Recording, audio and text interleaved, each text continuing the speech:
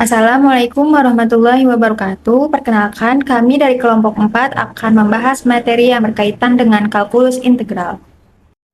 Oke, di sini ada anggota kelompok 4 dengan saya sendiri, Lina Mulyana Ismail, kemudian ada Intan Muhafado, Rizky Munzilawati, Ardelia Surya Agustin, Rukiatun Naja, Muhammad Rizky Ramzi Ramadan, dan Muhammad Fatih Ammar. Oke, materi yang pertama kita akan membahas tentang pengintegralan dengan substitusi. Secara formal, teorema A atau substitusi itu untuk menentukan integral f(x) dx. Nah, kita dapat mensubstitusikan U sama dengan Gx dengan G fungsi yang dapat diintegralkan. Apabila substitusi itu mengubah fx dx menjadi HU, dan apabila H sebuah antiturunan H, maka integral fx dx sama dengan integral HU du sama dengan antiturunan HU plus C sama dengan H kali Gx plus C. Nah, kita lanjut ke contoh soal ya teman-teman. Di sini contoh soal substitusi dalam integral tak tentu. Soalnya tentukan integral x per cos kuadrat kali x kuadrat dx. Nah, kita ingat bahwa pada bentuk baku integral secant kuadrat UDU itu sama dengan tangan U plus C. Nah, andaikan U itu sama dengan x kuadrat, teman-teman. Jadi du per dx sama dengan 2x dx. Untuk menghilangkan 2, kita kalikan dengan 1/2. Jadi 1/2 du sama dengan x dx. Maka integral x per cos kuadrat kali x kuadrat dx sama dengan 1/2 integral 1 per cos kuadrat kali x kuadrat dikalikan dengan turunannya tadi 2x dx. Kemudian kita pakai pengandaian, jadi sama dengan 1/2 integral cos kuadrat itu kan sama dengan 1/secant kuadrat. Jadi integral secant kuadrat U kali du. Kemudian 1/2 integral secant kuadrat kan itu kan tangan ya. Jadi 1/2 tangan U plus C. Kemudian kita kembalikan ke awal, jadi hasilnya 1/2 tangan X kuadrat plus C. Oke, selanjutnya kita akan membahas teknik pengintegralan yang sering kita gunakan nih teman-teman, yaitu integral parsial. Di mana integral parsial ini tuh sering kita gunakan ketika menemukan integral, di mana integralnya itu adalah bentuk perkalian dua atau lebih fungsi yang jenisnya berbeda. Ya, nanti mungkin kita akan lihat ke contoh soalnya itu seperti apa. Tapi metode integral parsial ini tuh berawal dari permasalahan nih, di mana kita itu ingin mencari turunan dari U kalikan V atau UX kalikan VX. Tentu itu kita masih ingat nih, di mana turunan dari perkalian dua buah fungsi itu rumusnya adalah d per dx ux kalikan vx sama dengan u aksen x kalikan vx ditambah ux kalikan vx. Di sini untuk menyederhanakan penulisan, saya tulis menjadi U kalikan V sama dengan integral U aksen V terhadap X ditambah integral U V aksen terhadap X juga, sehingga kita memperoleh bentuknya bahwa integral U V aksen terhadap X sama dengan U kalikan V kurangi integral U aksen V terhadap X, karena V aksen X adalah dv per dx, sehingga di sini kita peroleh bahwa v aksen dx-nya adalah dv, sehingga ini adalah integral u, kemudian v aksen dx-nya adalah dv, dan untuk aksen x-nya adalah du per dx, sehingga ux kalikan dx sama dengan du. Jadi inilah rumus untuk integral parsial. Integral U kalikan dV sama dengan U kalikan V dikurangi V du. Itu adalah rumus integral parsial. Ya, untuk lebih jelasnya kita ke contoh soal. Ya, kita punya soal yaitu integral dari X sin X. X-nya itu adalah fungsi aljabar, sementara sin-nya adalah fungsi trigonometri. Karena fungsinya berbeda jenis, maka kita dapat menggunakan integral parsial. Sementara untuk pemilihan U dan V-nya, menurut saya pribadi, itu tuh pilihlah fungsi yang jika kita turunkan berulang kali, kita akan memperoleh turunan ke N-nya adalah 0. Misalkan di sini X itu kita turunkan itu kan menjadi 1, kemudian 1 itu kita turunkan menjadi 0. Nah, kemudian kita turunkan sin X-nya. Sin X kita turunkan menjadi cos X. Nah, cos X itu kita turunkan juga menjadi negatif sin X. Nah, negatif sin X kita turunkan kembali menjadi cos. Dan kita tidak akan pernah menemukan turunan ke N dari sin X. Ini tuh bernilai 0. Jadi, untuk soal kali ini kita pilih U-nya adalah X, kemudian kita turunkan du per dx-nya sama dengan 1, sehingga du-nya adalah 1. sama dengan dx. Kemudian untuk dv-nya sama dengan sin x dx. Integral dari dv sama dengan integral dari sin x dx. V-nya berarti sama dengan min cos x. Nah, sekarang kita langsung aja pakai rumus integral parsial. Nah, kita tulis lagi soalnya adalah integral dari x sin x dx. Nah, sama dengan kita pakai rumus integral parsial, yaitu uv dikurangi integral dari v du. Nah, abis itu yang udah kita cari-cari, itu kita masukin ke rumus integral parsialnya itu, yaitu sama dengan U-nya itu kita ganti X, V-nya itu kita ganti min cos X. Nah, abis itu kita masukin deh ke rumus, yaitu X dikalikan min cos X dikurangi integral dari min cos X dx. Sama dengan min X cos X ditambah integral dari cos X dx. Nah, setelah itu kita hitung lagi dong integral dari cos X-nya. Nah, kita akan mendapatkan hasil min X cos X ditambah sin X plus C. Nah, itu adalah hasil akhir dari soal kali ini. Oke teman-teman, kali ini kita lanjut ke materi selanjutnya, yaitu substitusi yang merasionalkan, teman-teman. Maksud merasionalkan di sini yaitu bagaimana cara kita bisa mengubah dari bentuk akar menjadi bentuk yang rasional, yaitu bentuk tanpa akar. Nah, kita perhatikan jika pada integran muncul bentuk akar n dari ax tambah b, lalu cobalah kita untuk mensubstitusikan u sama dengan akar n dari ax tambah b untuk menghilangkan bentuk akarnya. Jadi tujuannya yaitu kita menghilangkan bentuk akarnya dengan cara mensubstitusikan variabel u terhadap akarnya, teman-teman. Oke teman-teman, kita lanjut ke pembahasan soal, yaitu bagaimana cara kita menentukan integral x pangkat 3 dari x min 4 dx dengan cara substitusi yang merasionalkan. Nah, misalkan kita u-nya sama dengan akar 3 x min 4, lalu kita hilangkan akar dengan cara memangkatkan kedua ruas dengan pangkat 3, sehingga kita bisa mendapatkan u-nya u pangkat 3 sama dengan x min 4. Kenapa x min 4? Karena bentuk awalnya yaitu akar 3 x min 4, lalu kita pangkatkan dengan pangkat 3 sehingga akarnya menjadi hilang. Lalu kita turunkan angka tersebut sehingga kita bisa mendapatkan dx sama dengan 3u pangkat 2 du. Itu turunan dari u pangkat 3 sama dengan x min 4, teman-teman. Nah, variabel-variabel ini nanti kita substitusikan pada bentuk akar yang kita ulik nih. Itu kita akan substitusikan variabel-variabel tersebut ke integral x dikali akar 3 dari x min 4 dx. Nah, kita substitusikan nih. Kita pertama cari bentuk x ini. X ini kita bisa dapatkan dari permisalan yang kedua, yang u pangkat 3 sama dengan x min 4. Nah, kita pindah ruaskan sehingga x sama dengan u pangkat 3 ditambah 4. Nah, kita masukkan x-nya menjadi u pangkat 3 ditambah 4, ya kan?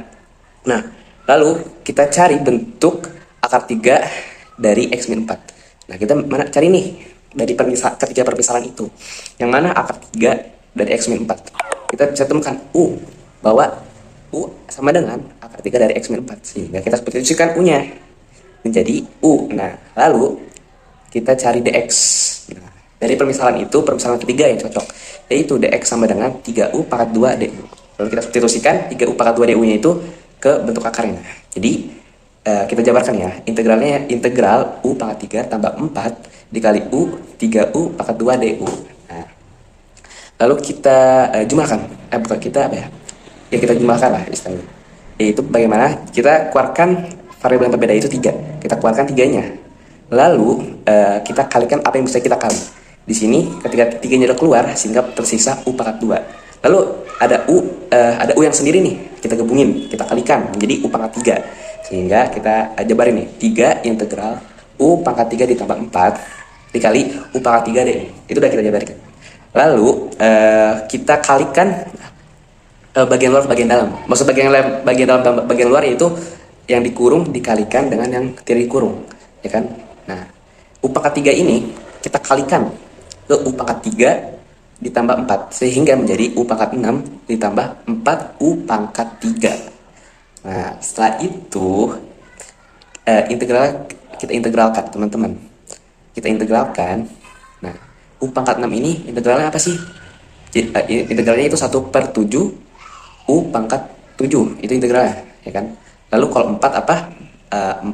Kalau 4 u pangkat 3 yaitu 4/4 u pangkat 4, ya kan?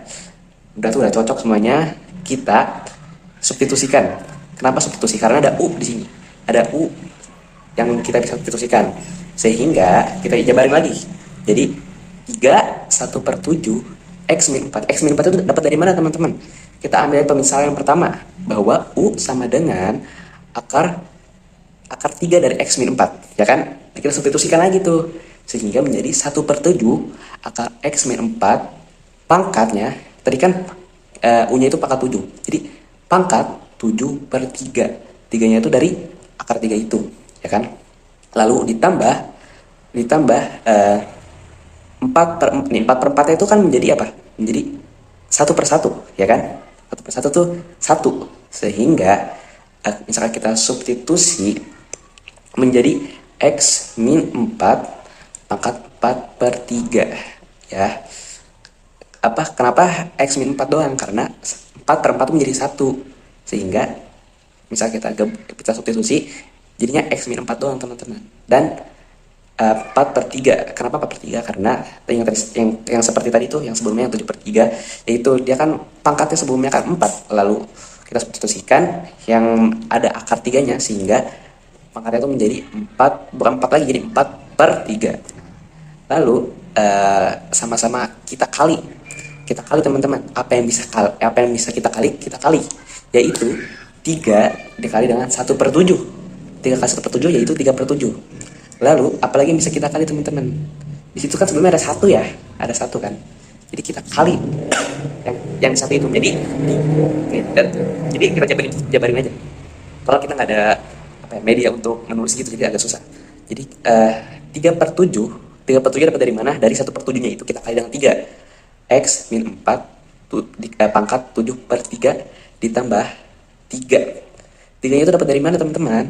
3 itu dapat dari 1 dari 4/4 itu, sehingga jadilah angka 3, ya kan? Lalu jadi kita lanjut tuh jabarannya. 3 dikali X min 4 pangkat 4/3 ditambah C. Jangan lupakan C-nya itu. Nah, itu adalah hasil akhirnya, teman-teman. Sekian dari saya. Sekiranya cukup. Terima kasih, teman-teman. Nah, baik, selanjutnya kita akan membahas pengintegralan fungsi rasional. Nah, sebelum masuk ke contoh soal, kita perlu memahami terlebih dahulu apa yang dimaksud dengan fungsi rasional. Nah, fungsi rasional adalah fungsi yang berbentuk perbandingan antara dua polinom, yaitu polinom pada pembilang dan polinom pada penyebut. Nah, secara umum dituliskan sebagai Px dibagi Qx, di mana Px adalah polinom pembilang dan Qx adalah polinom penyebut. Nah, namun perlu diperhatikan bahwa Qx tidak boleh sama dengan 0 karena pembagian dengan 0 tidak terdefinisi. Nah, dalam materi integral, fungsi rasional seringkali tidak dapat langsung diintegralkan.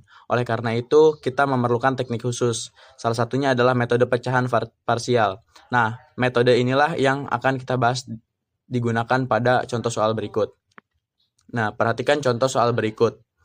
Tentukan nilai integral dari 3x ditambah 5 dibagi dengan x ditambah 1 dikalikan x dikurangi 2. Nah, langkah pertama yang harus kita lakukan adalah memperhatikan bentuk penyebutnya. Nah, pada soal ini penyebutnya adalah x ditambah 1 dikalikan x dikurangi 2. Nah, karena penyebutnya sudah berbentuk faktor-faktor linear yang berbeda, maka metode yang paling tepat digunakan adalah metode pecahan parsial. Nah, tujuan dari pecahan parsial adalah mengubah satu pecahan yang rumit menjadi beberapa pecahan yang lebih sederhana, sehingga mudah diintegralkan. Nah, setelah mengetahui metode yang akan digunakan, kita dapat melanjutkan ke proses penyelesaiannya. Nah, di sini adalah langkah-langkahnya. Langkah yang pertama dalam penyelesaian adalah menguraikan fungsi menjadi bentuk pecahan parsial. Nah, dari proses perhitungan ini diperoleh bahwa pecahan 3x ditambah 5 per x ditambah 1 dikalikan x dikurangi 2, nah dapat diuraikan menjadi negatif 2/3 dibagi x ditambah 1 ditambah 11/3 dibagi x dikurangi 2. Nah, mengapa kita melakukan penguraian ini, teman-teman?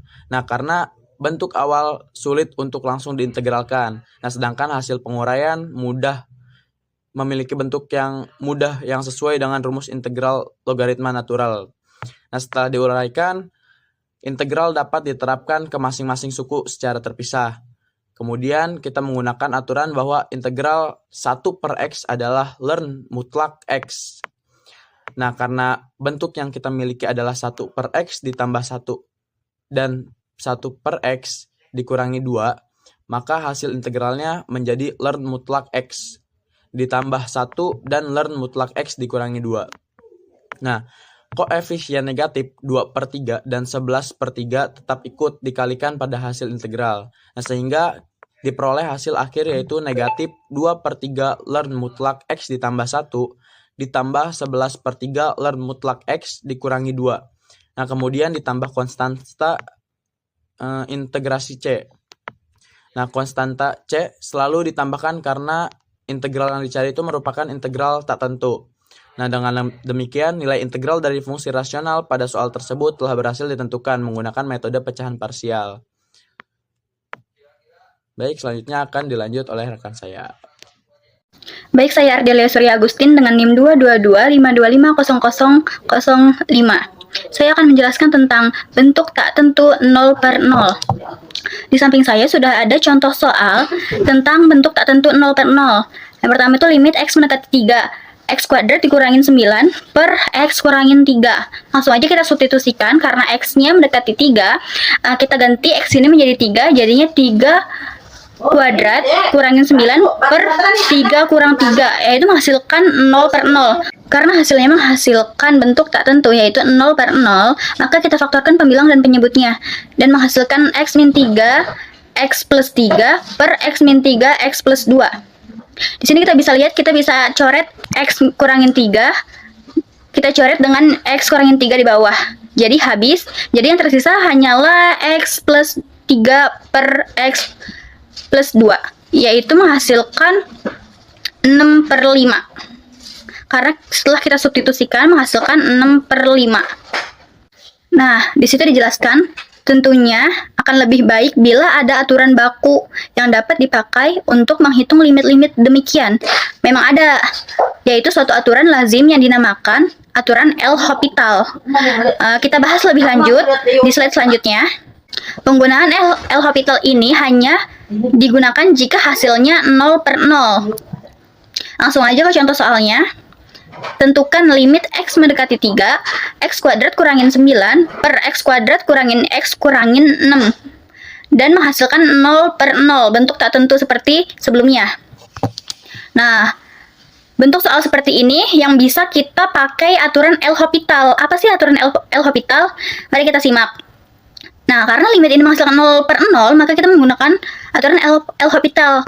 Nah, nih kita bisa lihat limit X mendekati 3, yaitu X kuadrat kurangin 9 per X kuadrat min X min 6, yaitu sama dengan limit X mendekati 3, 2X per 2X min 1. Kenapa bisa 2X? Karena bentuk L'Hopital ini aturannya sama dengan bentuk turunan.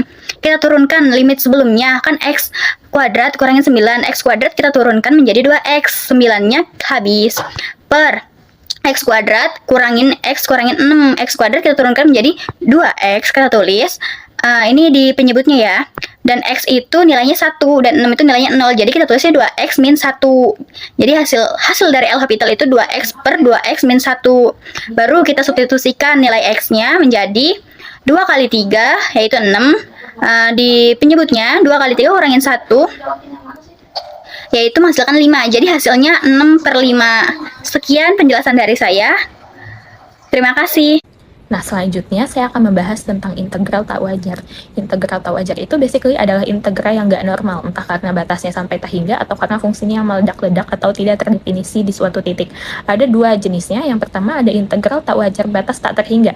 Ini adalah integral yang batasnya sampai tak hingga atau negatif tak hingga, karena nggak bisa langsung hitung sampai tak hingga.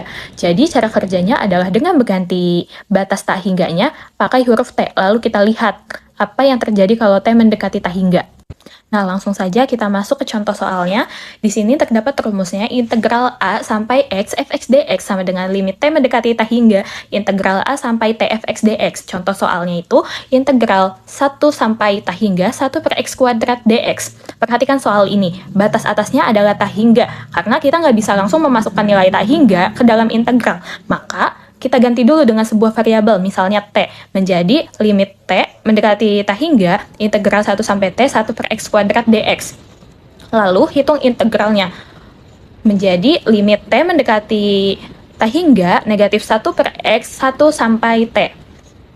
Nah, selanjutnya kita substitusikan batas atas dan batas bawahnya menjadi limit T mendekati T hingga negatif 1 per T ditambah 1 per 1.